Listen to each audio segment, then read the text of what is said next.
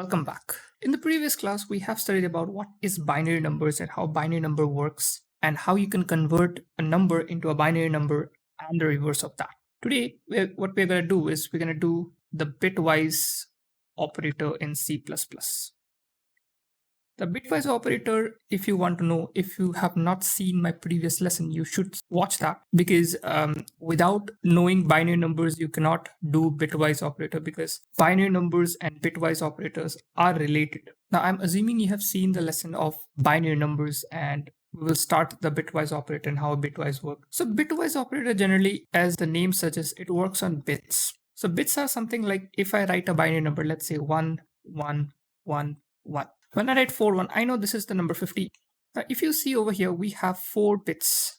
1, 2, 3, 4. So that means on individual bits, when we do certain operations, we call them as bitwise operator. And bitwise operator are of 6 types generally. The very first one is the bitwise AND. Bitwise AND.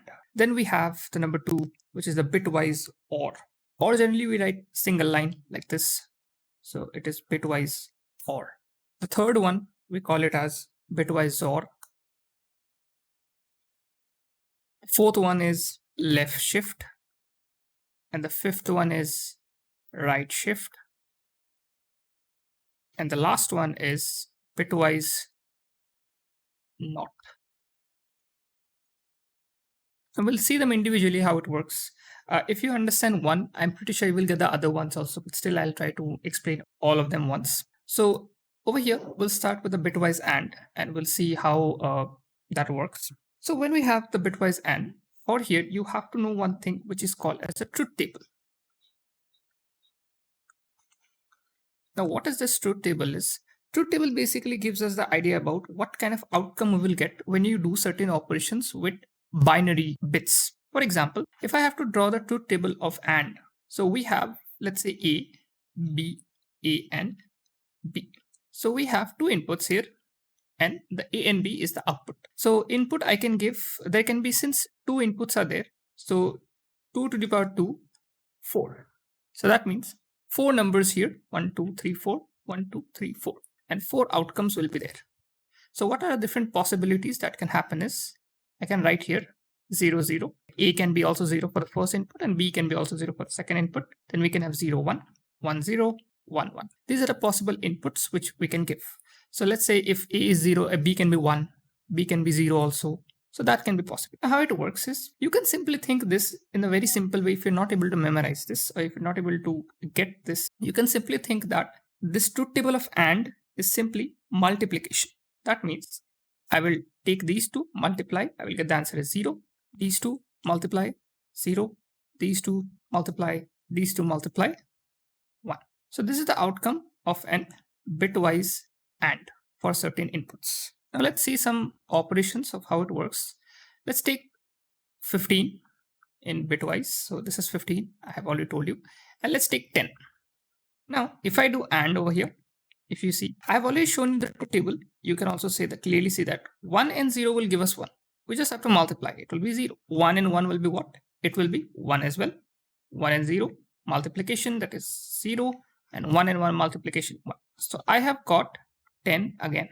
So 15 and bitwise 10 will get 10 again. So that is how the logic is. If I show you the OR one is a little bit different. The truth table will be a little bit different here. If I have to draw it here, A, B, and we write A and give a dash like this and write B. So input obviously will be same because those are the possible inputs for a truth table, for every single truth table if there are two inputs. And here what happens, you can think it like a plus or a addition. That means 0 plus 0 is 0, 0 plus 1 is 1, 1 plus 0 is 1. Now here the confusion comes at the very last one. This you have to understand. I have 1 and 1.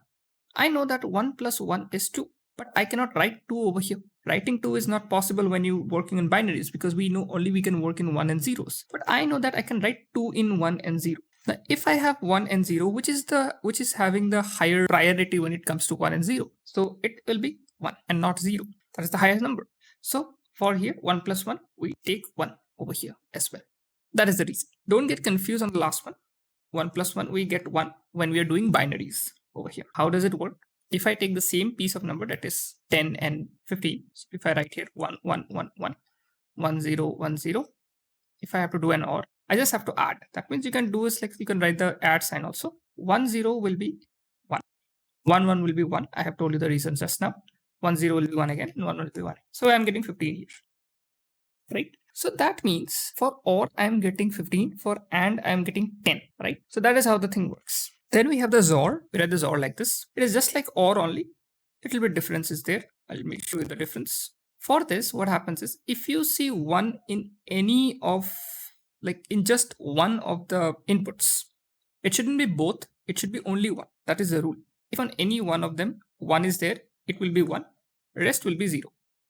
That is how XOR works. So it will be, if any of the single one is 1, then only it will be 1. Otherwise it will be 0. If both are 1, still it will be 0 as well. That is how XOR works. Now we have left shift and right shift. That I will explain you in the program itself, and even the NOT. So let's move ahead to the program. So as you can see, we have made a program over here where I have taken the number as 15 and 10, which I have even told you in the example as well. Here, if you see, first we're printing the 15 and 10. Then what I did is over here, if you see, we did AND.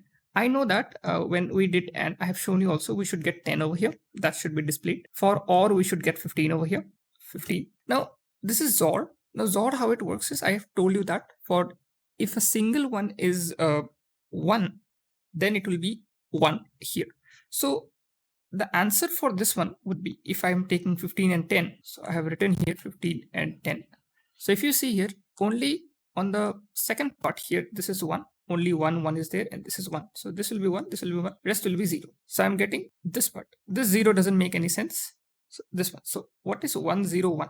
So this will be 1 2 4 5. So I'm getting the answer as 5. So here it should print 5. Then we have the bitwise NOT. Now bitwise NOT you may find a little bit complicated. So let me show you over here how it works actually. So we have the number 15, which is 4 ones are there. This is 15. Now in the program I have written here NOT of A, that is NOT of 15. NOT, what it does is it simply changes the bits, that is it inverts the bit. So that means everything will become 0. But if everything becomes 0, it will become 0 only. So what we do here is whenever we have to work on like any number of bits, we put a 0 in front and then we do the NOT operation. So what will happen is everything will become 0 and this first one will become 1. If you see this closely, this is 16. And since we're doing the NOT operation, minus sign will come over here. So that means if NOT of 15, we get here minus 16 as an answer. Now we have the right shift and the left shift. So first we'll do the left shift, and as you can see, B, we are doing left shift for the B with number 1. You can do left shift with as many numbers as you want. Right now I'm taking 1 here just for you to explain it. So we're doing on B, that is on number 10. So we'll go ahead to the, over here if we see, I have written here number 10, which is 1010. This is 10 in binaries as you know it. So what we are doing is we're doing left shift over here. Now what is left shift is, it will shift the bit in the left hand side. So if I write here 1010, and this 0 will come on the left hand side, that is this. Let me change the color. Then this 1 will come here, and this 0 will come here, 1 will come here. So what will it become? It will become 0, 1, 0, 1, and a 0 will come here. I'm pretty sure you know what does this means. This is 20. If I write 1, 2, 4, 8, 16, is 1, 0, 1, 0, 0. So 16 plus 4 is 20. So that way you can do the left shift on this. Similarly, it happens same with the right shift as well. If you do right shift on number 10, you will get the number 5. So we're just shifting the bits on the right hand side depending on which number is provided. So now if I run this piece of code, you're going to see the answer as 10, 10, which is the first we're printing 10, 15, then 5, minus 16, 20, and 5. So those are all the bitwise operator which are found in C++. If you have any doubt regarding any of these, you can put down in the comment section. I will help you out with that particular topic. And if you feel like you didn't get one particular operator from here, you can put that also in the comment. I will make a separate video for it just in case if you need one.